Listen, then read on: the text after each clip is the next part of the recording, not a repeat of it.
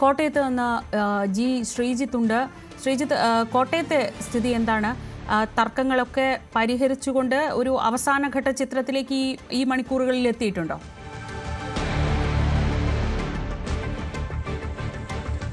ശ്രീജ, പരിഹരിക്കാനുള്ള ശ്രമം തുടരുകയാണ്. ഇപ്പോഴും അത് ചർച്ചകൾ നടക്കുന്നു എന്ന് തന്നെയാണ് നേതാക്കൾ അറിയിക്കുന്നത്. മുഴുവൻ പാർട്ടികൾക്കും, അതായത് പ്രമുഖ പാർട്ടികളായ CPM-നും കോൺഗ്രസിനും ഒപ്പം തന്നെ BJP-ക്കും എല്ലാം റിബലുകൾ ഉണ്ട് എന്നുള്ളതാണ് ഏറ്റവും ശ്രദ്ധേയമായിട്ടുള്ളത്. ഏറ്റുമാനൂരിൽ 3 പാർട്ടികൾക്കും റിബലുകൾ ഉണ്ട് എന്നുള്ളതാണ് എടുത്ത് കാണാൻ സാധിക്കുന്നത്. ഇതിനൊക്കെ അപ്പുറത്തേക്ക് കോൺഗ്രസിലൊരു ശ്രദ്ധേയനായ റിബൽ എന്നത് റെജി എം ഫിലിപ്പോസ് എന്ന ആളാണ്. അദ്ദേഹം കഴിഞ്ഞ ജില്ലാ പഞ്ചായത്ത് അംഗമായിരുന്നു. അദ്ദേഹം ചാണ്ടിയുമ്മനെതിരെ നിലപാട് പ്രഖ്യാപിച്ചുകൊണ്ടാണ് രംഗത്ത് വന്നിരിക്കുന്നത്.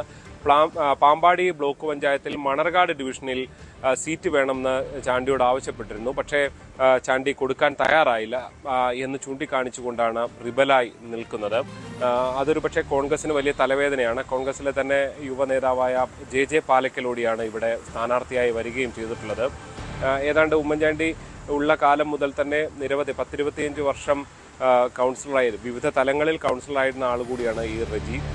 എന്തായാലും നിലവിൽ ഇദ്ദേഹത്തെ പിന്തിരിപ്പിക്കാനുള്ള ശ്രമം നടക്കുന്നുണ്ട്. പക്ഷേ അത് ഫലം കണ്ടില്ല എന്നുള്ളതാണ്. കോട്ടയം നഗരസഭയിൽ ഫലത്തിൽ നിലവിലെ ചെയർപേഴ്സണായ ബിൻസി സബാസിനെതിരെ കോൺഗ്രസിലെ തന്നെ ഒരു നേതാവ് പ്രാദേശികമായ റിബൽ നിൽക്കുന്നുണ്ട്. 3 ലെവൽ സമാനമായ 4-ാം വാർഡിൽ അവിടെ കേരള കോൺഗ്രസ് ജോസഫ് വിഭാഗത്തിനായിരുന്നു സീറ്റ് നൽകിയിരുന്നത്. പക്ഷെ അവിടെ അവർക്ക് സ്ഥാനാർത്ഥിയില്ല. പകരം അവിടെ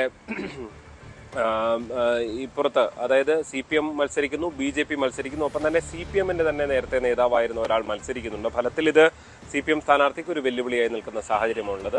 പാലായിലും സമാനമായ രീതിയിൽ കോൺഗ്രസിന് ഒരു റിബൽ പ്രവർത്തിക്കുന്നുണ്ട്. ഇതാണ് ഇതുവരെയുള്ള ഏതാണ്ടുള്ള വിവരം. ഒരുപക്ഷെ കോട്ടയത്തെയൊക്കെ സാഹചര്യം നോക്കിയാൽ വളരെ വ്യാപകമായ ഒരു റിബൽ ശല്യം എന്ന് ഇത്തവണ നമുക്ക് പറയാൻ കഴിയില്ല. അങ്ങിങ്ങായി ഉണ്ട്, ഏതാണ്ട് 10ഓളം സ്ഥലങ്ങളിൽ ഉണ്ട് എന്നുള്ളതാണ് നമുക്ക് എടുത്ത് പറയാൻ സാധിക്കുന്നത്. ഇന്ന് പക്ഷേ 3 മണി വരെയും പ്രതീക്ഷയുണ്ട്. ഈ റിബലുകളെ പിൻവലിപ്പിക്കുക എന്നുള്ളത് ഒരുപക്ഷെ മുന്നണികളുടെ വളരെ പ്രധാനപ്പെട്ട ഒരു ശ്രമമായി തന്നെ മാറുകയാണ്. മറ്റു പലയിടത്തും റിബലുകളായി സ്ഥാനാർത്ഥികൾ വന്നില്ലെങ്കിലും സ്ഥാനാർത്ഥി നിർണയത്തിൽ അടക്കമുള്ള അതൃപ്തി പലയിടത്തും പുറത്തു വരുന്നതും വൈക്കത്തും കുമരകത്തും ഒക്കെ അങ്ങനെ CPM-നും CPI-ക്കും ഉള്ളിൽ പലതരത്തിലുള്ള പൊട്ടിത്തെറികൾ ഉണ്ടാകുന്ന സാഹചര്യമൊക്കെ ഉണ്ടായിട്ടുണ്ട്. എന്തായാലും നിലവിൽ റിബലുകളെ പിന്തിരിപ്പിക്കാനുള്ള ശ്രമം തുടരുന്നു. അതിന്റെ മണിക്കൂറുകളാണ് നടക്കുന്നത്. ശരി, ശ്രീജിത്താണ് കോട്ടയത്ത് നിന്ന് വിവരങ്ങൾ നൽകിയത്. ഇനി MS അനീഷ് കുമാറിലേക്ക്. അനീഷ്, 3 മുന്നണികളും ഏതാണ്ട് ഒരു ത്രികോണ മത്സരത്തിന്റെ പ്രതീതി സൃഷ്ടിക്കുമ്പോൾ ഓരോ വിമതനും ഓരോ വോട്ടും നിർണായകമാണ്. കോഴിക്കോട്ട് ഈ അവസാന മണിക്കൂറിലെ ചർച്ചകൾ, അവസാന മണിക്കൂറിലെ ചരട് വലികളൊക്കെ എങ്ങനെയാണ്?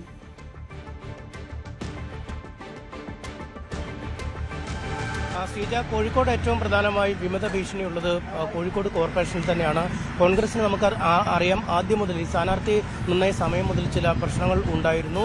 2 സിറ്റിംഗ് കൗൺസിലർമാർ, കോൺഗ്രസിന് തന്നെ സിറ്റിംഗ് കൗൺസിലർമാർ, ഒരു സിറ്റിംഗ് കൗൺസിലർ അൽഫോൺസ, അവർ ആം ആദ്മി പാർട്ടിയുടെ സ്ഥാനാർത്ഥിയെ മത്സരിക്കുന്നു. UDF-ന്റെ തന്നെ മുസ്ലിം ലീഗിൽ നിന്നുള്ള റംലത്ത് 3-ാലിംഗൽ ഡിവിഷനിൽ നിന്നും LDF സ്ഥാനാർത്ഥിയെ മത്സരിക്കുന്നു. അവരുടെ വെള്ളയിൽ മണ്ഡലം പ്രസിഡന്റ്, ബ്ലോക്ക് പ്രസിഡന്റ്, അദ്ദേഹം LDF സ്ഥാനാർത്ഥിയായി നടക്കാവിൽ നിന്നും മത്സരിക്കുന്നു. ഒപ്പം കല്ലായിൽ മണ്ഡലം പ്രസിഡന്റും മണ്ഡലം കമ്മിറ്റി അംഗങ്ങളും പൂർണ്ണമായും വാർഡ് കമ്മിറ്റി അടക്കം രാജിവെച്ച്, അതായത് CMP സ്ഥാനാർത്ഥിക്ക് സീറ്റ് വിട്ടുന്നതിൽ പ്രതിഷേധിച്ച് രാജിവെക്കുകയും അവിടെ അയൂബ് എന്ന സ്ഥാനാർത്ഥി വിമതനായി മത്സരിക്കുകയും ചെയ്യുന്നു. കാരശ്ശേരി ഡിവിഷനിൽ കുന്നമംഗലം ബ്ലോക്കിൽ അവിടെ 4 സ്ഥാനാർത്ഥികളാണ് UDF-ൻ്റെതായി മത്സരരംഗത്തുള്ളത്. ഫറൂഖ് നഗരസഭയിൽ ഇപ്പോൾ 22-ാം വാർഡിൽ 6 സ്ഥാനാർത്ഥികൾ UDF-ൻ്റെതായി മത്സരരംഗത്തേക്ക് വരുന്നു.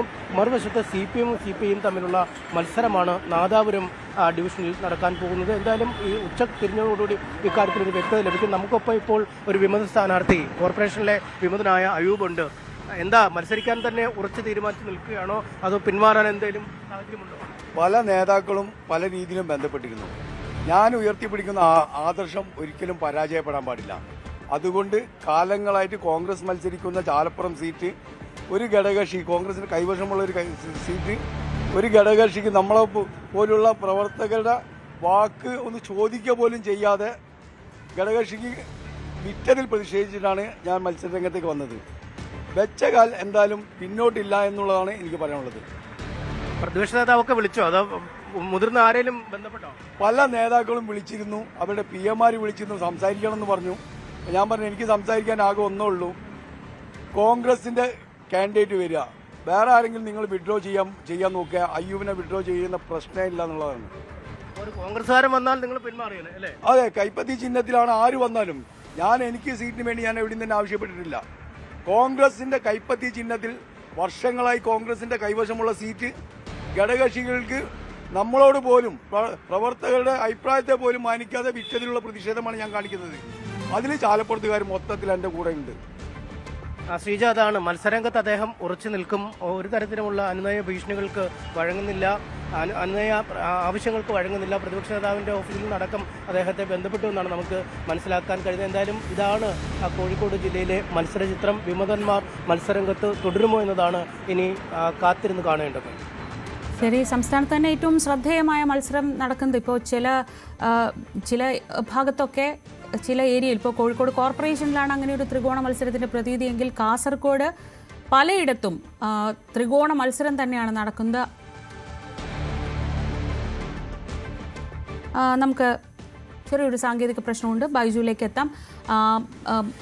അനീഷിലേക്ക് ഒരിക്കൽ കൂടി. അനീഷ്, ഈ അവസാന നിമിഷവും കോഴിക്കോടിനെ സംബന്ധിച്ച് ഈ കോർപ്പറേഷനിൽ അവർക്ക് കോൺഗ്രസിനുണ്ടായ ആദ്യഘട്ടത്തിലൊരു തിരിച്ചടിയുണ്ട്. VM വിനുവിൻ്റെ സ്ഥാനാർത്ഥിത്വം പ്രഖ്യാപിച്ചു കഴിഞ്ഞതിന് ശേഷമാണ് വോട്ടർ പട്ടികയിൽ പേരില്ല എന്നൊക്കെ പറയുന്നത്. അപ്പോൾ അതിലൊരു വലിയ ക്ഷീണം ഉണ്ടായിട്ടുണ്ട്. വോട്ടർ പട്ടികയിൽ പേര് പോലും ഇല്ലാത്ത ഒരാളെയാണോ നിങ്ങൾ സ്ഥാനാർത്ഥിയായി നിർത്തുന്നത് എന്ന ചോദ്യം, CPM-ന്റെ ചോദ്യം നേരിടുക എന്നത് ബുദ്ധിമുട്ടാണ്. ആ ഒരു ഘട്ടത്തിൽ നിന്ന് അവർക്ക് മുന്നോട്ട് പോകാൻ ഈ കഴിഞ്ഞ ദിവസങ്ങളിൽ കഴിഞ്ഞിട്ടുണ്ടോ? എങ്ങനെയാണ് അവസാന ദിവസത്തേക്ക് എത്തുമ്പോൾ ഈ പ്രചാരണ രംഗത്തെ മാറ്റങ്ങൾ?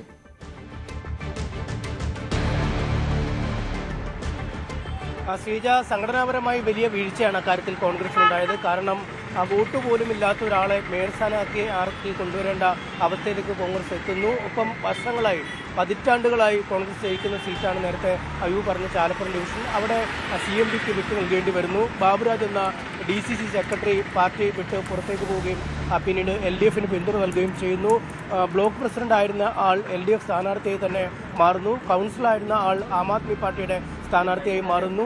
UDFന്റെ കൗൺസിലറായി ലീഗിന്റെ ജനപ്രതിനിധിയായിരുന്ന ആൾ LDFന്റെ ജനപ്രതിയാവാൻ മത്സരിക്കുന്നു. അങ്ങനെ അതീവ സങ്കീർണമായ മറ്റ് പാർട്ടികൾക്കൊന്നുമില്ലാത്ത ചില പ്രതിസന്ധികളെയാണ് നേരിടേണ്ടി വരുന്നത്. നമുക്കറിയാം, 10-45 കൊല്ലത്തിലധികമായി LDF ഭരിക്കുന്ന LDFന്റെ ഒരു ഉരുക്കുകോട്ട എന്ന് വിശേഷിപ്പിക്കാൻ കഴിയുന്ന കോർപ്പറേഷനാണ് കോഴിക്കോട്. അവിടെയാണ് ഭരണം പിടിക്കണമെന്ന ആഗ്രഹവുമായി, അല്ലെങ്കിൽ മാസങ്ങൾക്ക് മുമ്പ് തന്നെ കോർപ്പറേഷനിലെ ഭരണത്തിനെതിരായ സമര പരമ്പരകളുമായി, രാപ്പകൽ സമരവും മറ്റ് സമരങ്ങളുമൊക്കെയായി മുന്നോട്ട് വന്ന കക്ഷികളാണ്. ഈ മാർക്കറ്റിന്റെ വിഷയം, പാളയം മാർക്കറ്റ് പുതിയ ഉദ്ഘാടനം ചെയ്തതടക്കം, എളിയമ്പറമ്പിലെ മാലിന്യ പ്രശ്നമടക്കം ഒരുപാട് പ്രശ്നങ്ങൾ ഉന്നയിച്ച് തെരഞ്ഞെടുപ്പിനെ നേരിടാൻ കഴിയുമായിരുന്ന ഒരു മുന്നണിയാണ് ഉള്ളിലെ പ്രശ്നങ്ങൾ മൂലം തന്നെ നട്ടം തിരിയുന്ന അവസ്ഥ നമ്മൾ കാണേണ്ടി വരുന്നത്. കഴിഞ്ഞ ദിവസം ഈ ദുൽഖിഫിൽ എന്ന UDFന്റെ ജില്ലാ പഞ്ചായത്ത് അംഗം, യൂത്ത് കോൺഗ്രസിന്റെ സംസ്ഥാന ജനറൽ സെക്രട്ടറി ഇട്ട ഒരു ഫേസ്ബുക്ക് പോസ്റ്റ് പോലും ശ്രദ്ധേയമായിരുന്നു. കാരണം വോട്ട് പോലും ഇല്ലാത്ത ആളെ എഴുന്നേൽപ്പിച്ചു കൊണ്ടുവന്ന് മത്സരിപ്പിക്കാൻ ഒരുങ്ങുന്ന